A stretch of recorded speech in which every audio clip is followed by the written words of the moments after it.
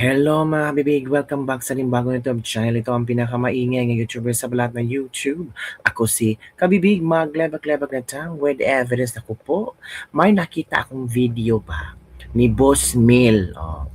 Video niya na kung saan talagang pinakita niya ang di umano'y tinatagong korupsyon ni Benny Abante.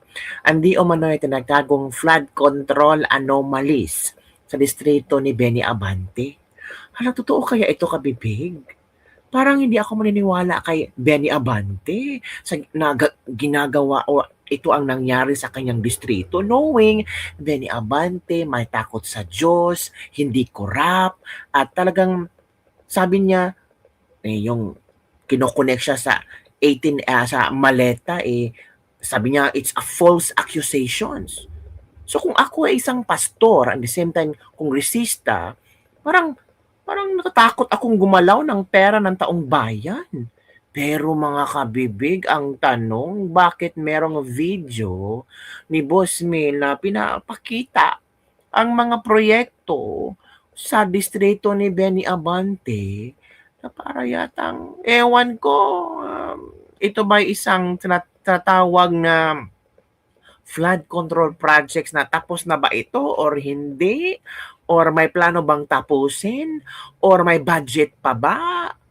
At ito pa, kabibig ha, nilaglag ni Benny Abante ang Justice Committee ni Jinky Luistro at ang impeachment ni BP Sara. Sinabi ni Benny Abante na we're here to find evidence. Hala ka, parang lumiko at parang nag-iba ang ihip ng hangin daw ni Benny Abante. Ito daw ang obserbasyon ng maraming netizen. Parang playing safe na ba si Benny Abante? Pero ako hindi eh. Aniwala ako kay Benny Abante na hindi siya playing safe. Baka yun talaga ang totoong laman ng kanyang puso at isipan na sinabi niya na we're here to find evidence.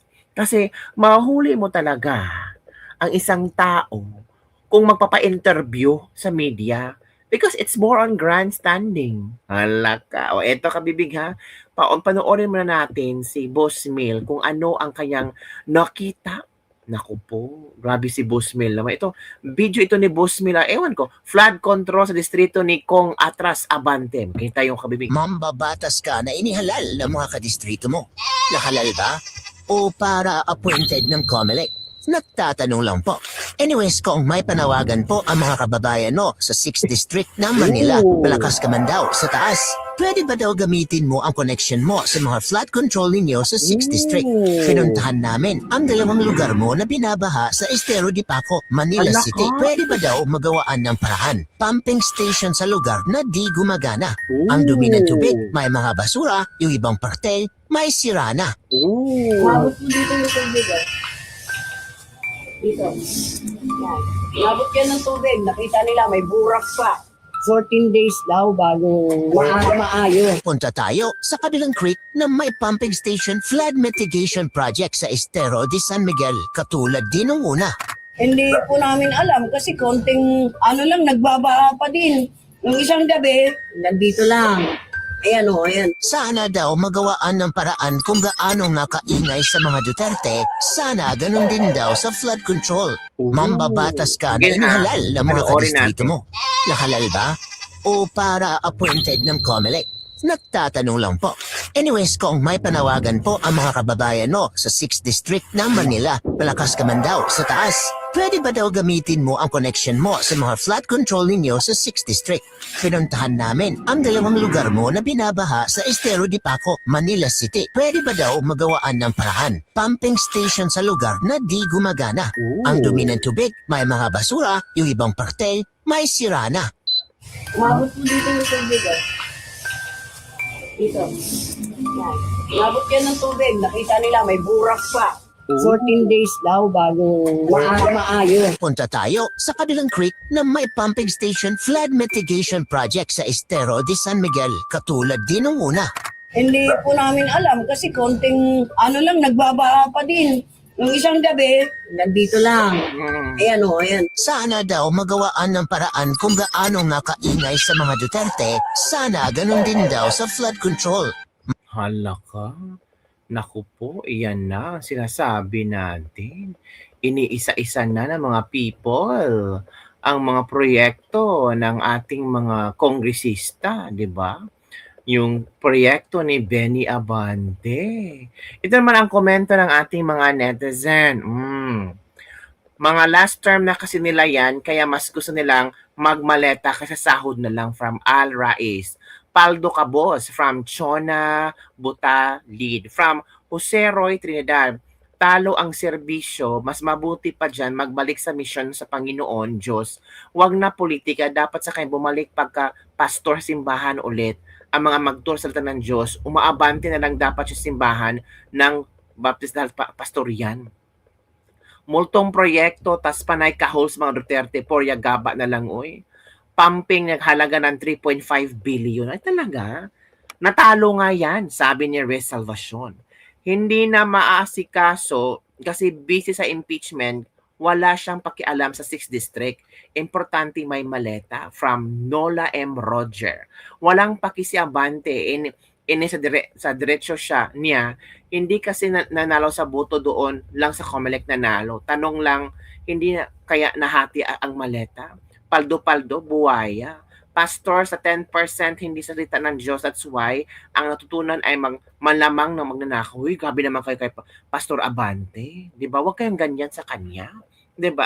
Baka later on may gagawin si Pastor Abante dito ha. Baka dapat lang din na ma-assess or the same time ma-inform si Pastor Abante hinggil sa mga nangyayari sa flood mitigation project niya, sa kung ano ang pwede niyang tingnan or baka i-inspect.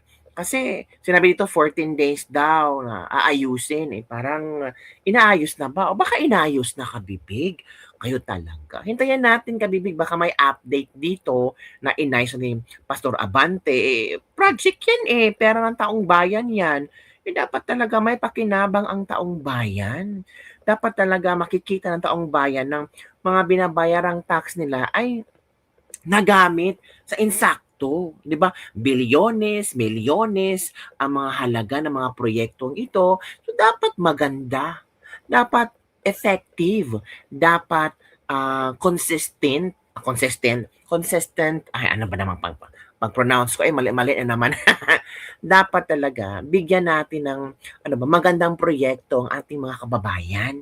Di ba, kabibig? And speaking of another item kay Benny Abante, I don't know kung siya ba talaga ang nagsalita nito or hindi. Pero talagang sabi dito, kabibig, we are not here to convict here or tell her that she is guilty, si BP Sara daw.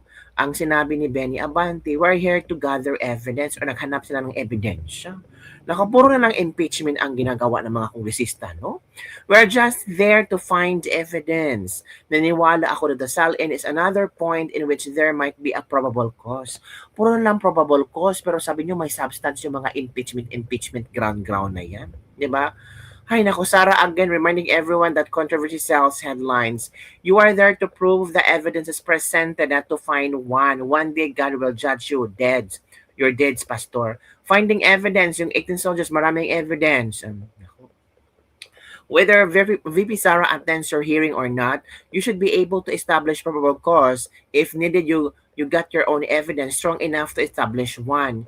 You can challenge her to come, but you cannot compel her to attend. If it's her constitutional right to attend or not to attend, given her question raised before the Supreme Court. If she opts to attend a Senate hearing, which is the right venue for trial proper, so be it.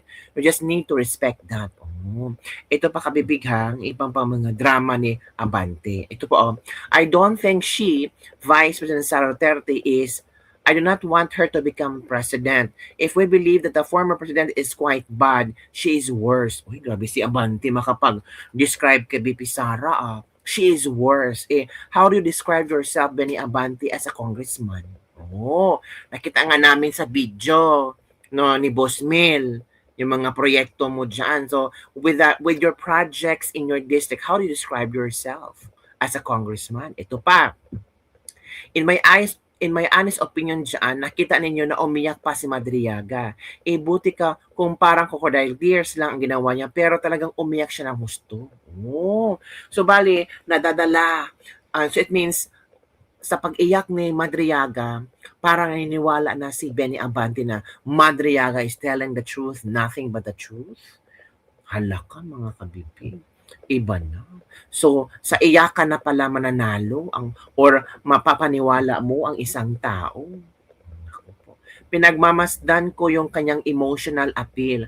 Kaya sabi ko, kung ito si Madriaga, puro kasinungalingan ang sinasabi sa kanyang supplemental affidavit, paano mo pabubulaanan yan? Hala ka. Naku.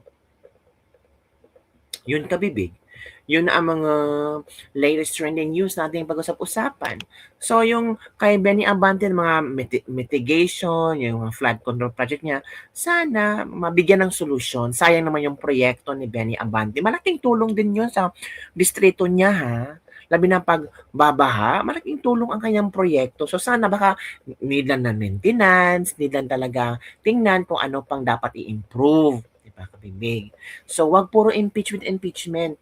Bisitahin din natin ang mga proyekto natin sa ating mga distrito. Baka kailangan lang ng maintenance. Yun lang po, kabibig, ang ating Lebak-Lebak for today. Ano ang iyong reaction hinggil dito? Ako naman, ang aking reaction dito, sana, wala namang problema itong mga kongresistang ito ay mag-focus sa impeachment. Okay lang mag-impeachment kayo dyan. Pero sana yung mga proyekto na sa kanang distrito, tinitingnan, binibisita din nila. Kung meron bang kulang, meron bang dapat ayusin. Kasi itong mga proyektong ito ay kailangan ng taong bayan. Hindi lang puro focus sa politika. Naiintindihan namin yung mga gusto nyo yung mangyari sa Justice Committee. Naiintindihan namin kung ano yung gusto nyo mangyari. Pero huwag niyong kalimutan kung para saan kayo bilang congressman sa iyong distrito. Hindi po kayo para sa isang sa impeachment lang. Nandyan po kayo, binoto po kayo kasi ang mga tao naniniwala na kayo ay magbibigay ng pagbabago sa inyong mga distrito. Yun lang po kabibig. Don't forget to like, subscribe, and share this video. Bye everyone. See you next time.